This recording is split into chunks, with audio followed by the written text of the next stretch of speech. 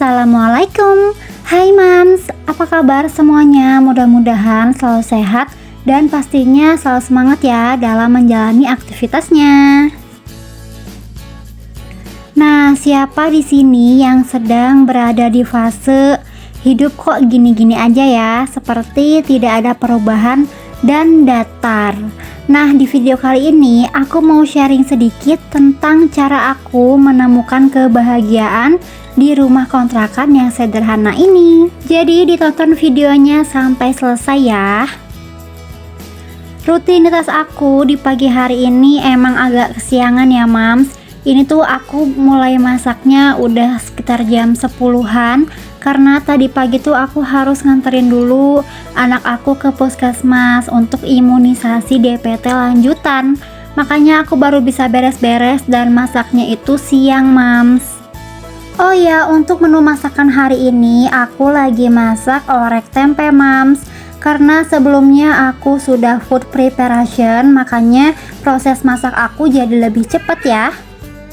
Sebelumnya aku juga pernah bikin video tentang food preparation, ada tips dan manfaatnya juga. Jadi untuk Mams yang penasaran, nanti linknya aku simpan di deskripsi ya.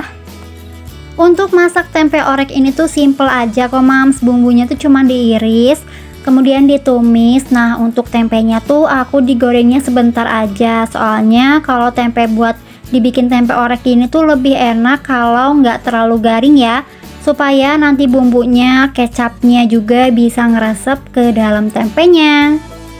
Kalau misalnya ada yang nanya, kok bisa sih masak satu menu untuk satu hari? Sebenarnya aku tuh mau aja kok Mams masak 2 atau 3 menu gitu misalnya untuk satu hari. Tapi balik lagi ke budgeting bulanan aku ya Mams, karena setiap bulannya itu aku sudah mengatur uang belanja itu harus berapa supaya cukup sampai 1 bulan. Nah, makanya menu-menu yang kayak gini tuh kan simple-simple dan murah-murah ya Mams. Jadinya pasti bisa lebih irit dan juga sederhana tapi tetap enak. Seringkali kita itu mengeluh akan kehidupan yang kita jalani. Misalnya untuk Mams yang masih belum mempunyai rumah sendiri, padahal bisa jadi ya orang lain sedang berharap mempunyai kehidupan seperti yang kita miliki. Lagi-lagi karena kita itu tidak bersyukur atas apa yang telah diberikan oleh Allah. Banyak mengeluh, iri dengan kehidupan orang lain, serta nggak jarang menyalahkan Allah atas apa yang terjadi pada diri kita. Lalu bagaimana dengan kata syukur itu?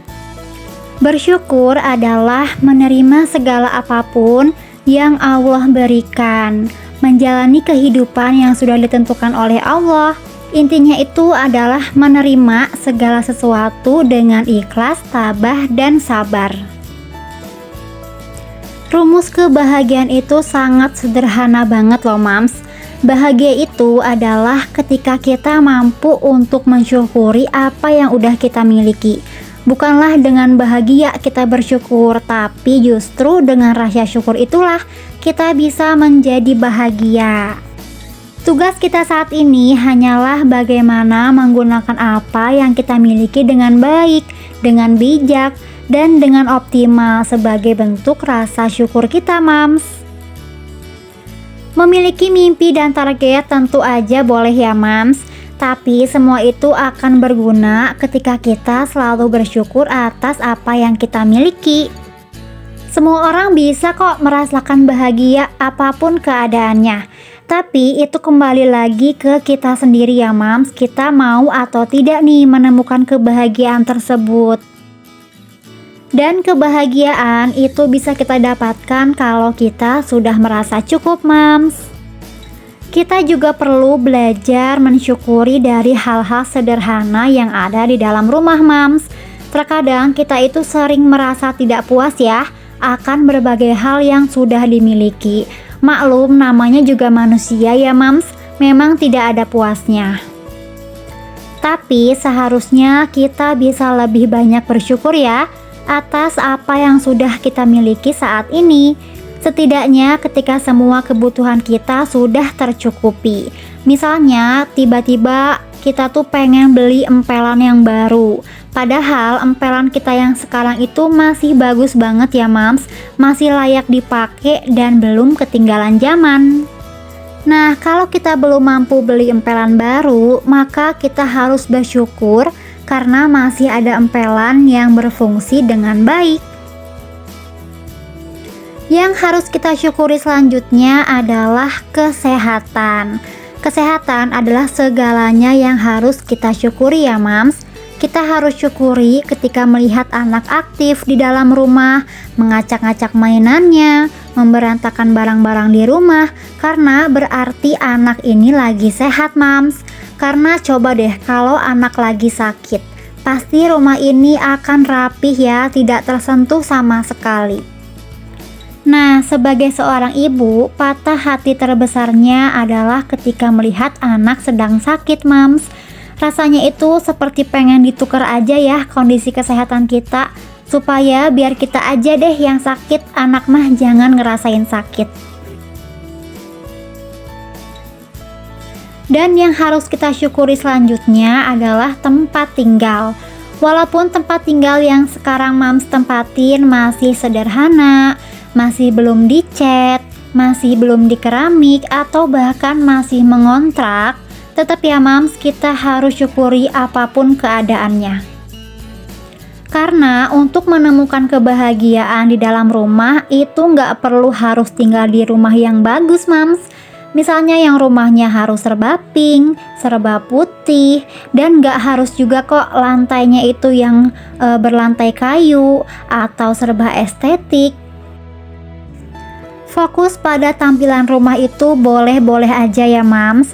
Tapi lebih penting lagi kalau kita bisa fokus dengan kebahagiaan orang-orang yang tinggal di dalamnya.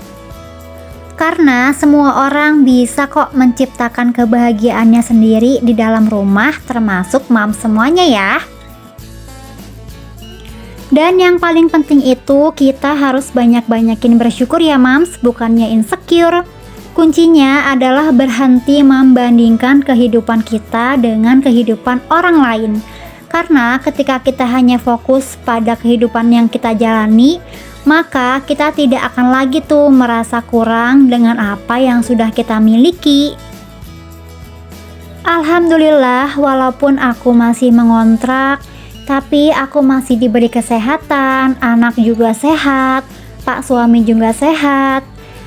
Terus juga aku masih punya TV, punya kulkas, punya mesin cuci juga, jadi membantu pekerjaan rumah tangga menjadi lebih ringan. Bahkan dengan punya banyak waktu di rumah, itu juga menjadi kebahagiaan tersendiri buat aku Mams. Karena aku jadi bisa lebih fokus membereskan rumah, mengurus anak, mengurus suami, dan bisa menjadi ibu rumah tangga yang seutuhnya. Bahagia juga tidak harus makan mewah di restoran kok Mams, karena hanya dengan makan sambal terasi, kangkung, dan ikan asin aja tuh udah paling nikmat banget ya kalau makannya bareng keluarga. Kebahagiaan itu ternyata memang sesimpel itu ya Mams.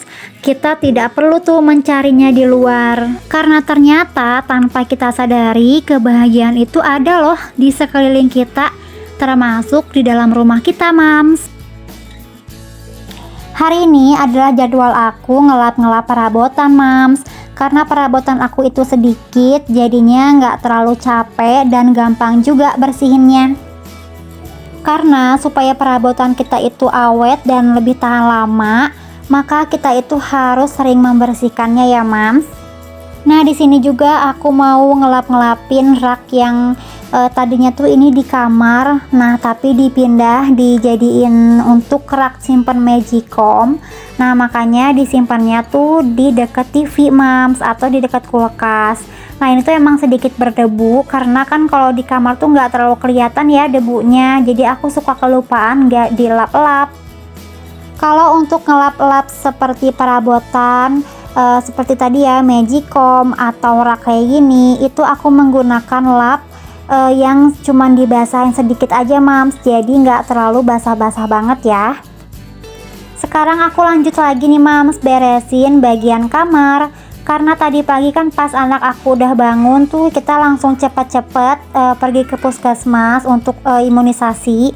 Jadinya kamar ini masih berantakan, makanya ini baru aku sempet beresinnya sekarang. Soalnya kan kalau ngantri di puskesmas itu harus pagi-pagi ya mams.